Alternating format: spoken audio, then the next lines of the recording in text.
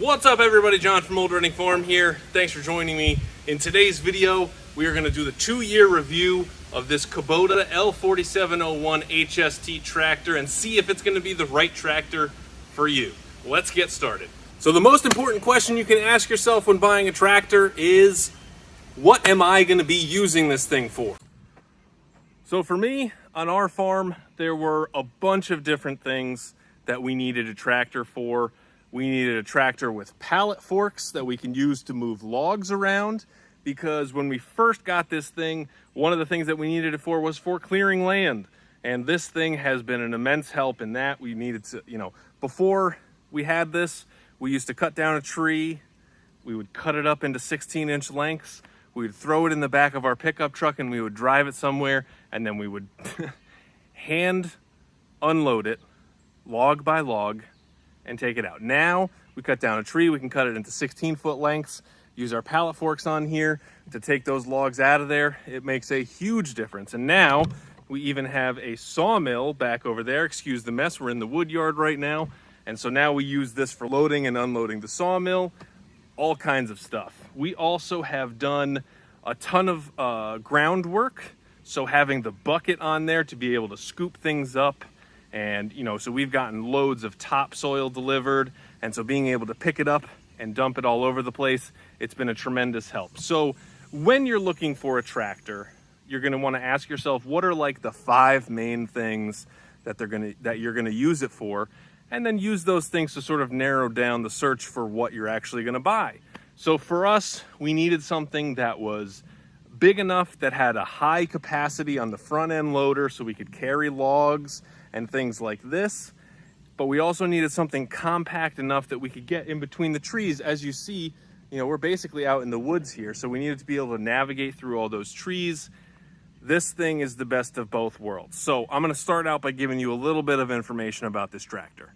Okay, so this is the Kubota L4701 HST. The HST stands for Hydrostatic transmission, which means that there's not like a fixed gear ratio that you need to clutch and shift through. There's basically, as far as I understand it, there's sort of like a cone of gears, and as you accelerate or throttle up, it kind of shifts through that way. So there's not like, first, second, third, fourth gear.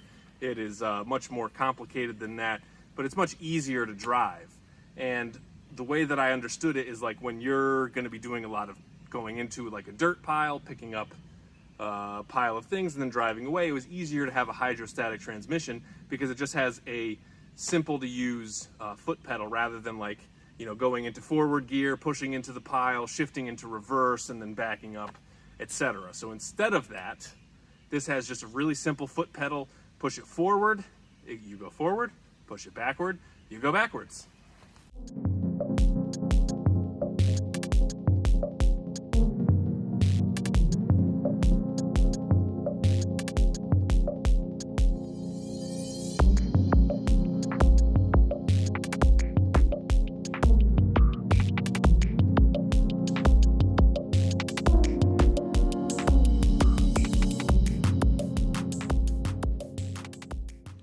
So the one thing you do lose with the HST transmission is a little bit of power. I believe that according to the specs on this, the PTO horsepower is a little bit lower with the HST than with the manual transmission version, and I'm sure that just has something to do with how the transmission actually works. I have no idea how it works.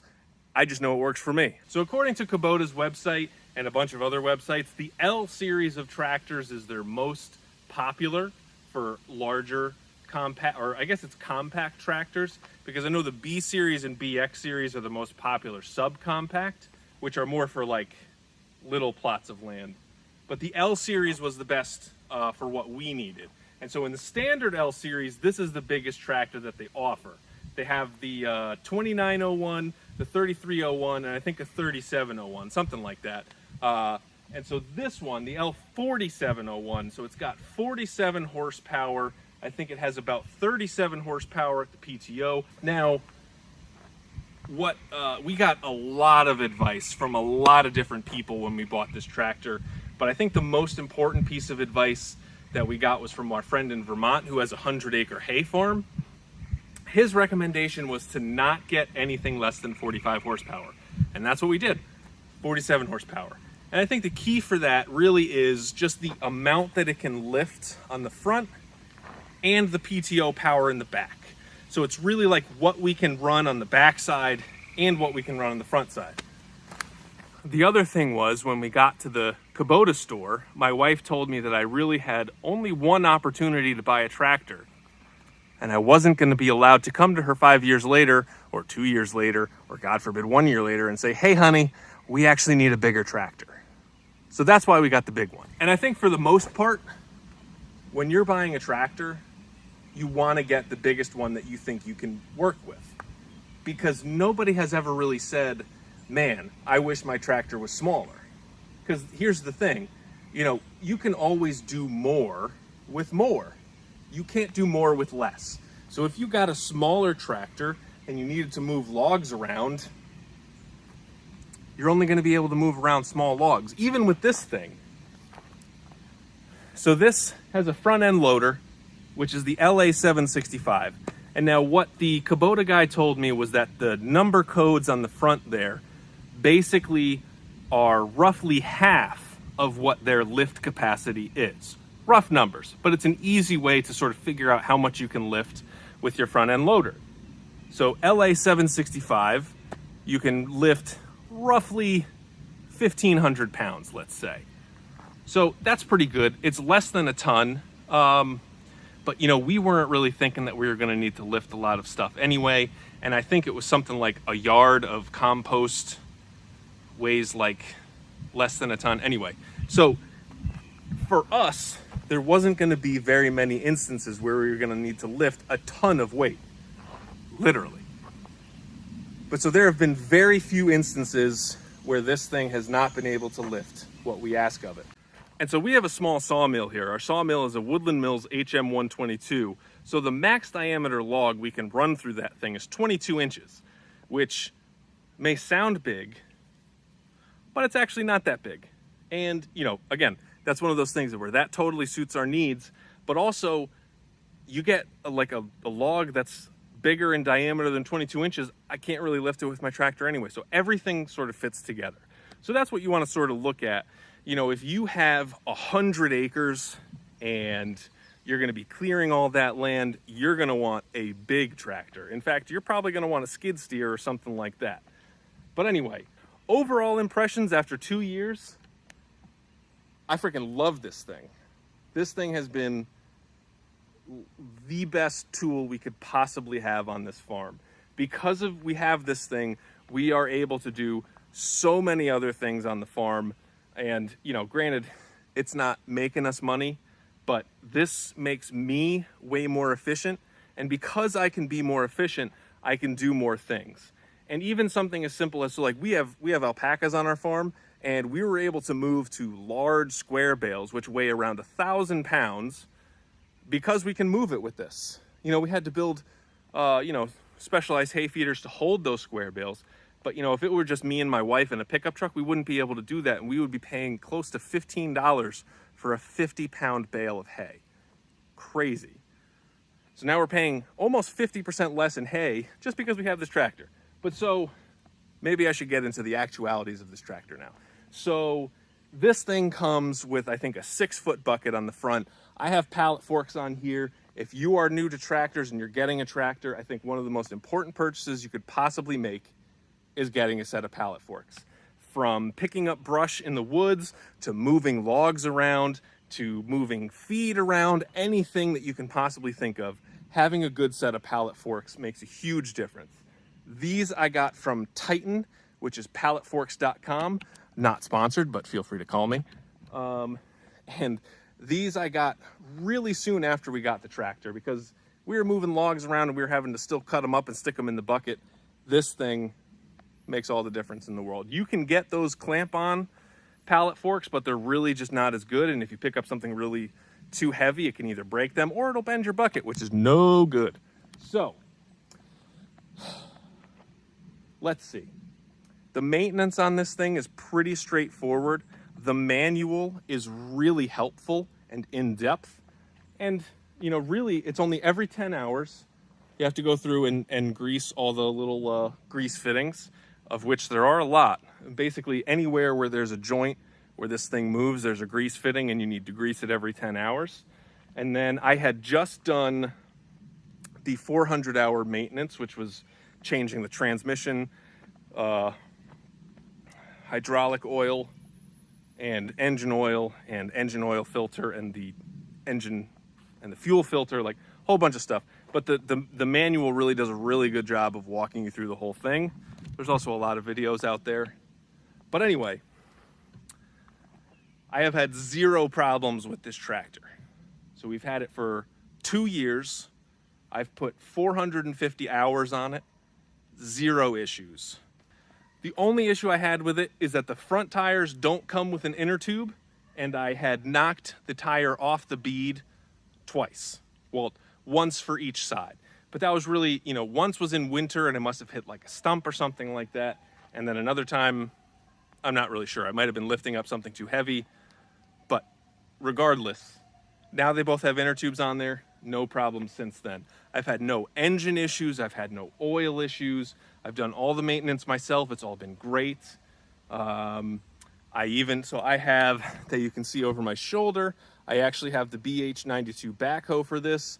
Pretty easy to take this on and off. Again, the manual is really helpful, but there's also printed instructions right on there. I have a ton of, I don't have a ton, but I have a bunch of attachments for this. They're all really easy to put on, but those are pretty standard for tractors. Yeah, I even put a light on here. They make it super easy to add a new fuse, or there's already like a separate, you know, like an extra box for a new fuse, but they also have an existing hookup for a work light.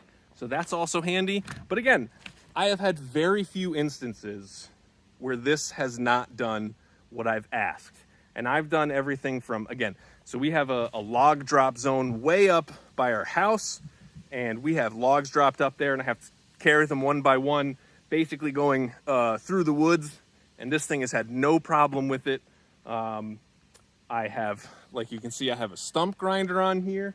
This thing is awesome. I have a landscape rake. I have a post hole digger, all kinds of stuff. And this thing has not let me down once.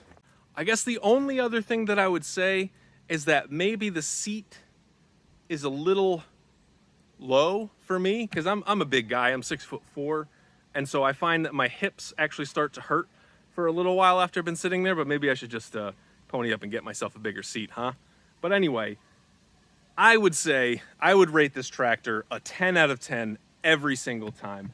I would also say that the place where we got it from, F&W Equipment, which is in Connecticut, is a tremendous place. Service is really great, and they're always very helpful. I had an issue with one of the, I think it was the hydraulic oil filter that I got. The metal magnet ring at the top was broken when I bought it, so the guy actually dropped a new one off on his way home.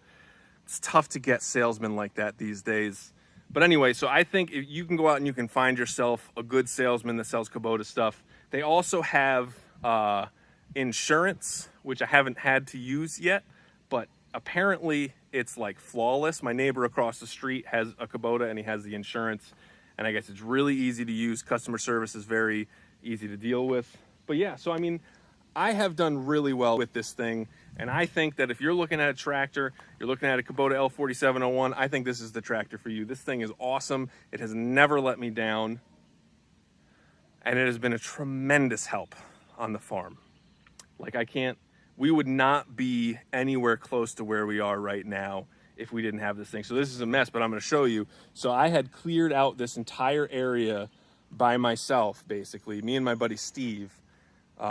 And like I moved, I mean, this pile of logs is a mess, but you know, I moved all of these logs over here. You can see all these over here.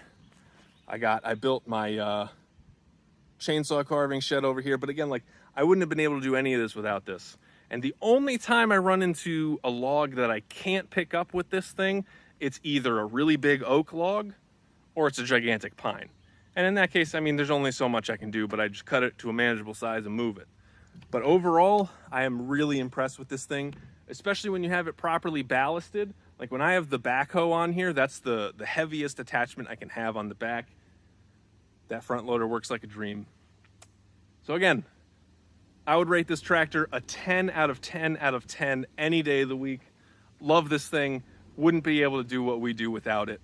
So, hope you guys like this video. If you have any questions, feel free to leave them down in the comments down below. I'll do my best to answer them. If you have any questions that you're really concerned about, you can send us an email, oldreddingfarm@gmail.com, or you can check us out on our website, oldreddingfarm.com. We're actually on TikTok. We're on Instagram and Facebook. Feel free to reach out. We'd love to hear from you. Thank you guys for watching.